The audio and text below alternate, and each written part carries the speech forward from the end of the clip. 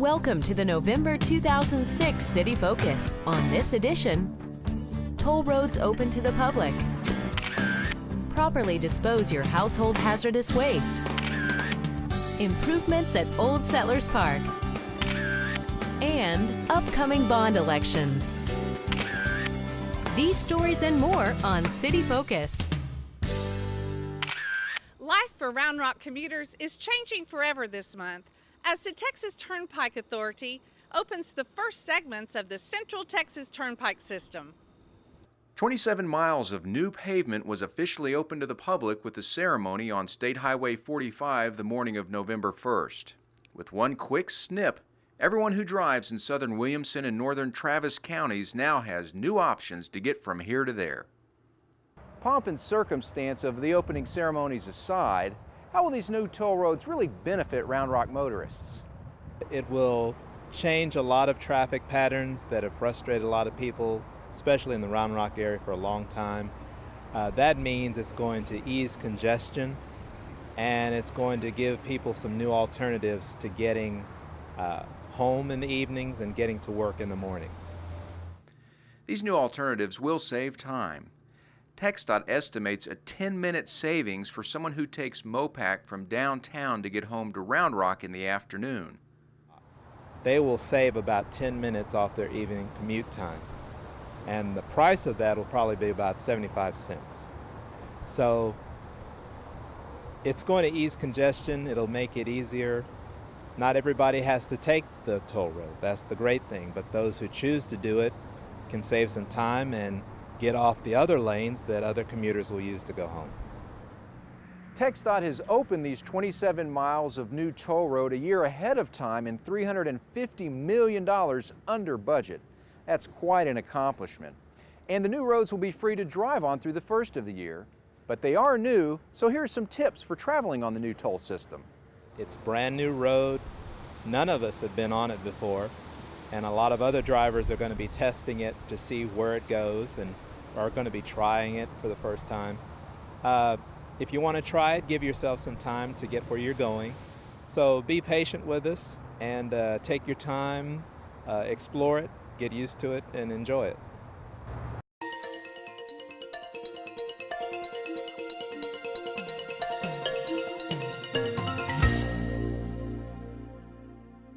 We're introducing a new segment called the Always On Spotlight to highlight the great features located on the city's website, roundrocktexas.gov. This month, we're going to look at the city's online meetings and events calendar.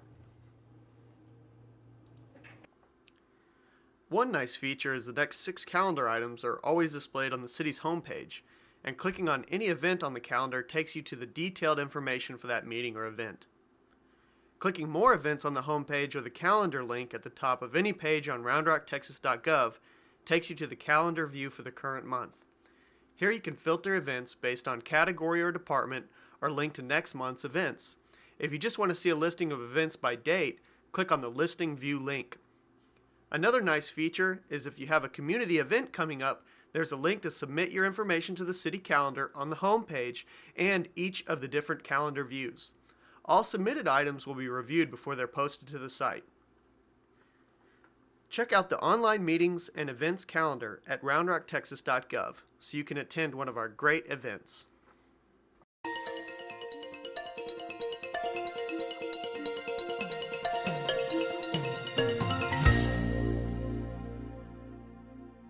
Our homes are full of products that are designed to make life easier, but when handled improperly, some of those products can become deadly. Shannon McIntyre reports on how the city can help you dispose of household hazardous waste. Many people don't realize it, but there are a lot of common household products that are considered hazardous materials. To protect our environment from these materials, the city holds hazardous household waste collection days.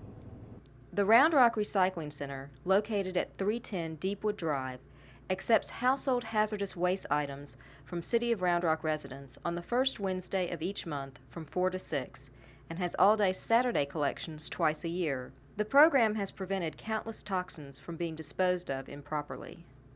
Our most successful program right now, I think, is our household hazardous waste program.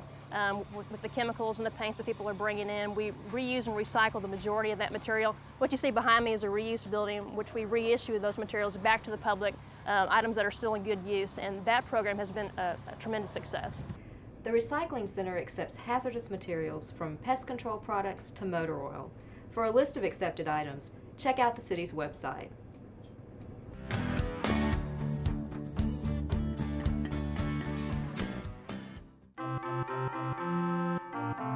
The City of Round Rock and the Clay Madsen Recreation Center host the Rockin' Around the Holiday Bazaar from 9 a.m. to 4 p.m. with 90 vendors for your holiday shopping enjoyment. Each vendor will feature unique gifts and crafts ranging from toys to jewelry. Parents can enjoy shopping while their children make crafts of their own at the Elves Workshop. Admission for everyone in the family is free. Come get some holiday shopping out of the way early from 9 a.m. to 4 p.m. at the Rockin' Around the Holiday Bazaar.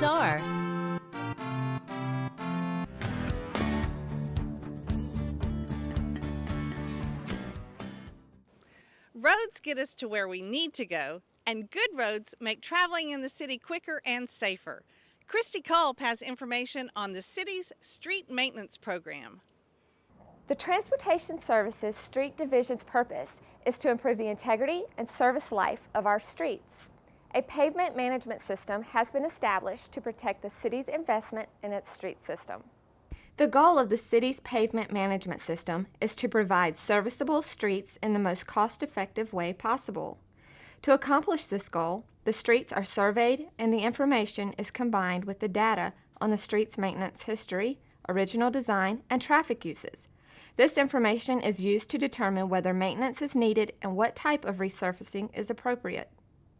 The city is also looking into pavement management software that will help streamline the process of determining which streets should be maintained from year to year. It's going to help us determine which streets need to be repaired the soonest, which ones can actually hold off a little bit. It's also going to allow us to find out which pavement treatments are going to work the best for us. And it allows our street maintenance dollar to go farther. If you need to report a pothole or a damaged street, call 218-5562 or use the city's online service request located at roundrocktexas.gov/service request.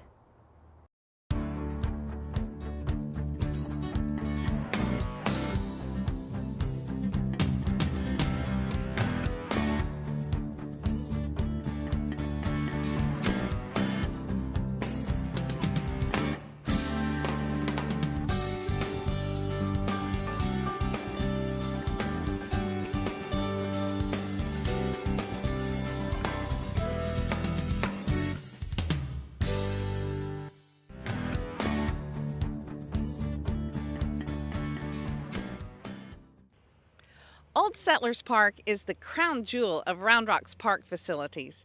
And to keep this jewel sparkling, the city has committed to make $14 million worth of improvements to the park over the next few years. In the last year, the City of Round Rock facilitated renovations at Old Settlers Park, ranging from creating championship-grade baseball and softball complexes to planting over 600 trees. This year, the City Council has approved $14 million in renovations and upgrades at the park. The commitment that we're about to make to our Parks and Recreation Department in return of the $14 million is going to be tremendous.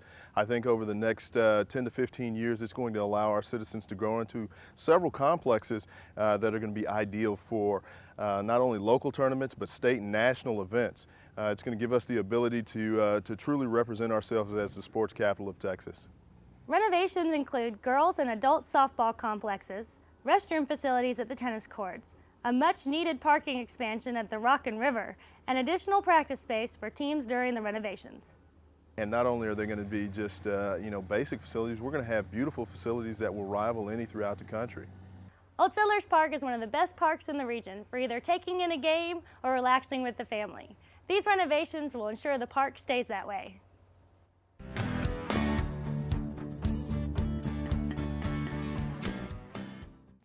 Local voters have a pair of bond elections coming up in November. Here's some information on the bond proposals from Williamson County and the Round Rock ISD. The city of Round Rock's not having an election in November, but we thought it would be helpful to City Focus viewers if we shared some information on the county and school district bond proposals.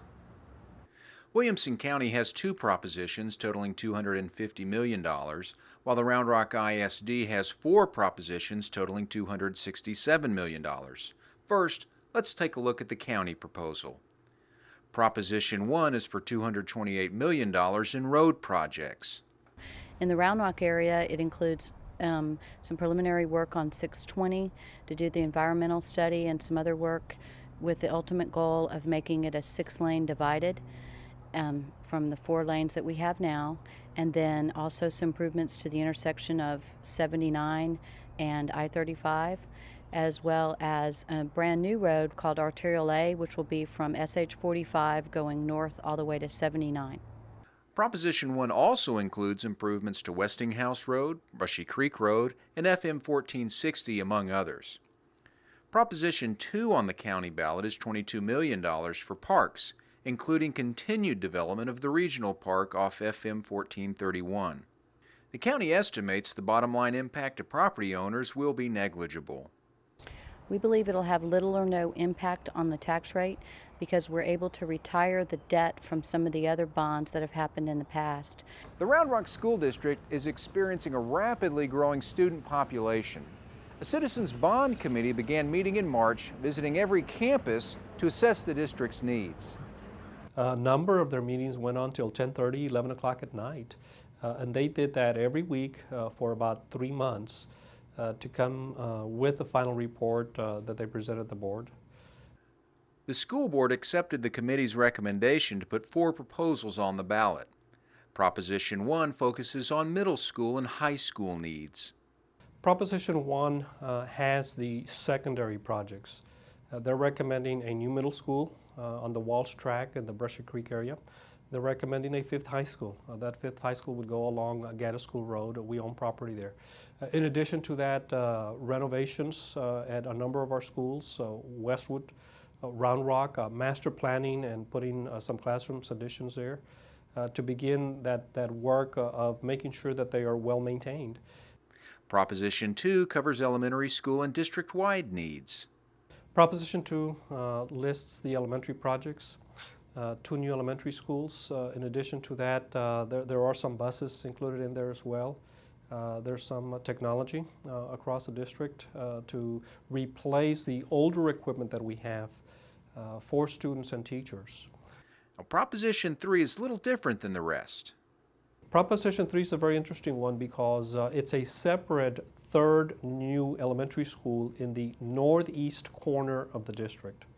That proposition was separated out really for 2 main reasons. One, to give the community choice. You know, it's a separate proposition they've got to vote for or against. And in addition to that, it reduces the amounts in Propositions 1 and 2. Estimated cost for Proposition 3 projects is $20.2 million. Finally, Proposition 4 addresses technology. Proposition 4 is technology. It's for 96 classrooms that would get laptops for student use, for teacher use. We need to be clear that it's not laptops for the entire school. It's not laptops for all the students. It's only for 24 classrooms in each high school. Cost for Proposition 4 is $9.1 million. So what will the impact of the 4 propositions be on property taxes? We find ourselves at a unique point in history with new legislation from the state providing property tax relief. We did receive tax relief at the state level. The maintenance and operation tax came down by about 17 cents this year. Next year it's going to go down by another 30 to 33 cents. And so one's got to keep that in mind, in that you're going to pay less a year from now, even if indeed the 4 propositions were to pass. For more information on the school district bond proposals, visit their website at roundrockisd.org. Make sure you check out the tax calculator so you can see the impact of the bonds on your property tax bill. The county also has lots of information on their website, wilco.org. Early voting starts on October 23rd and Election Day is November 7th. We encourage our residents to get informed, get out to the polls and vote.